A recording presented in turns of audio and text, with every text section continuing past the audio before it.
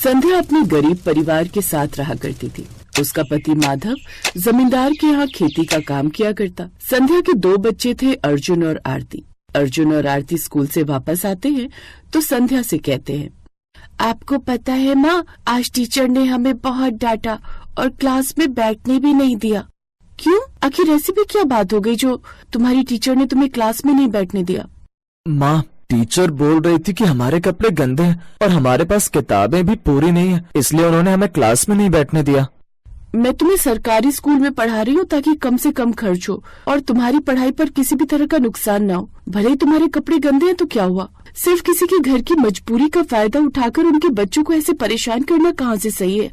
माँ, स्कूल के अंदर सब लोग एक जैसे कपड़े क्यों पहनकर आते हैं? अगर हम लोग अपने घर के कपड़े पहनकर चले जाएंगे तो क्या होगा?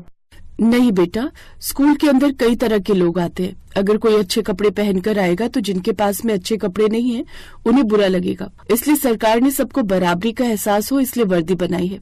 लेकिन इसका मतलब ये तो नहीं कि अगर वर्दी गंदी और पुरानी है और किसी गरीब के पास पैसा नहीं है तो उसके बच्चों को परेशान किया जाए। मैं आज ही तुम्हारे पिताजी से बोलकर तुम्हें नई वर्दी दिलवा दूंगी। ये बात सुनकर अर्जुन और आरती दोनों ही बहुत ज्यादा खुश हो जाते हैं। उनकी माँ ने मछली भात बनाया हुआ था जिसे खाकर वो अपना पेट भरते हैं। शाम को जैसे ही माधव घर आता है तो उसका चेहरा बहुत उतरा हुआ था। वो संध्या के हाथ में पैसे रखते हुए कहता है, ये लो संध्या, पैसे और इससे कुछ दिनों का घर का राशन भरवा लो। किराए के लिए भी मैं किसी से उधार मांगने की कोशिश करता हूँ। कैसी बातें कर रहे हैं आप? उधार क्यों मांगेंगे? जमींदार ने आपके पूरे पैसे नहीं दिए हैं क्या? जमींदार ने मुझे कल से काम पर आने की मना कर दी है और उन्होंने मेरा हिसाब कर दिया है। उनको खेती में थोड़ा घाटा हुआ इसलिए उन्होंने मेरे भी पैसे काट लिए। अगर उन्हें खेती में घाटा हुआ तो फिर उसमें आपके पैसे काटने का क्या मतलब बनता था? आप तो बस वहाँ काम करते हैं ना। उन लोगों का कहना है कि अगर खेती मैं करता हूँ तो घाटा भी मेरी वजह से हुआ है। ऐसे ही 1 हफ्ता बीत जाता है लेकिन माधव को कहीं काम नहीं मिलता और कुछ दिनों बाद मकान मालिक आकर किराया न मिलने पर उन्हें घर से निकाल देता है। अगर किराया नहीं तो मकान नहीं, चुपचाप अभी कभी इस घर को खाली कर दो। मेरे पास यहाँ मुफ्त की जगह नहीं है तुम लोगों को रखने के लिए, समझे? अब माधव संध्या अपने दोनों बच्चों अर्जुन और आरती के साथ धूप में सड़कों पर भटक रहे थे। माँ, मेरे पैरों में दर्द हो रहा है, हमें और कितना चलना पड़ेगा और बहुत प्यास भी लगी है। हाँ माँ, मैं भी बहुत थक गई हूँ, अब मुझसे और चला नहीं जा रहा। दोनों ही मासूम बच्चे परेशान हो जाते हैं। तभी संध्या को गांव की एक नदी की याद आती है और दोनों ही बच्चों को लेकर वहाँ पानी पीने के लिए जाते हैं। जैसे ही दोनों बच्चे वहाँ पानी पीने लगते हैं तभी वहाँ आरती मछलियों को देखकर डर जाती है। माँ देखो, इस पानी में मछली है, ये मुझे काट लेगी। संध्या ने ये बात सुनकर उदासी में भी हंसते हुए कहा, अरे पगली, मछलियाँ काटती नहीं है, तू बिल्कुल भी चिंता मत कर। गांव की वो नदी बहुत ही गहराई में थी, इसलिए ज्यादातर लोगों को उस नदी के बारे में पता ही नहीं था। अब संध्या के दिमाग में एक तरकीब आती है और वो अपने पति से कहती है, जब तक हमारे पास कोई और कमाने का साधन नहीं होता तब तक क्यों ना हम यहीं पर अपना घर डाल ले और यहीं पर मछली की खेती कर लें। कैसी बात कर रही हो तुम? लगता है परेशानी में तुम ढंग से कुछ सोच नहीं पा रही हो। मछली की खेती नहीं होती है। ये बात आपको पता है, मुझे पता है, लेकिन सब लोगों को नहीं पता। अगर हमने सब लोगों को ये बता दिया कि हमें एक नदी के बारे में पता है जहाँ पर बहुत सारी मछलियाँ हैं, तो हर कोई यहाँ आकर मछलियाँ बेचने का काम शुरू करने लगेगा। हम किसी को भी ये नहीं बताएंगे कि हम इस नदी से मछलियाँ निकाल कर बेच रहे हैं, ताकि ये मछली ज्यादा समय तक चल भी जाए और हमारा गुजारा भी हो जाए।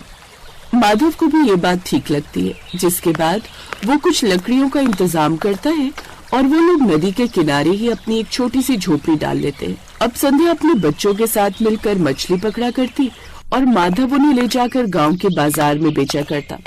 अरे भाई माधव, तुम्हारा खेती से अच्छा काम तो ये चल रहा है। वैसे जरा बताओगे, इतनी बढ़िया मछलियाँ तुम ला कहाँ से रहे हो? बस भाई साहब, आप ये समझ लीजिए कि मैं मछलियों की खेती करके लाया हूँ, इसीलिए सारी मछलियाँ बहुत ही स्वस्थ और ताजी हैं। आप मछलियाँ खरीदिए, मछली में कोई कमी नहीं निकलेगी। वो मछलियाँ सच में बहुत अच्छी थी, क्योंकि वो मीठे पानी की मछलियाँ जो थी। अब वो खुशी खुशी ऐसे ही मछली की खेती करते हुए, यानी कि मछलियों को पकड़कर बेचते हुए अपना गुजारा कर रहे थे। जब ये बात जमींदार को पता चलती है तो उसे शक हो जाता है और वो कहता है, जरूर कुछ न कुछ झोल है। मुझे आज माधव का पीछा करके ये पता करना ही होगा कि ये मछली की खेती कर कैसे रहा है, जबकि मछली की खेती तो होती नहीं है। अब जमींदार माधव का पीछा करता है और उसके बाद वो उनकी झोपड़ी की खिड़की से संध्या और माधव को बात करते हुए सुन लेता है। अच्छा हुआ जी जो आपने गांव में सभी लोगों को झूठ बोल दिया कि हम लोग मछली की खेती करते हैं अपने घर के बाहर। वो सब तो बोलना ही था ताकि सब लोगों को लगे कि हम इस नदी में मछलियां पकड़कर उन्हें बेचते हैं, जबकि उन्हें नहीं पता कि इस नदी की मछलियां तो दूषित हैं, जिन्हें खाकर कुछ दिनों में सब लोग बीमार पड़ जाएंगे और उसके बाद जो भी हमारा मुकाबला करके मछलियां बेचने की कोशिश करेगा उसका काम चलेगा ही नहीं। हमने जानबूझकर नदी के किनारे अपनी झोपड़ी डाली है ताकि सब लोग नदी में मछली पकड़ने आए, लेकिन उनका काम न चले।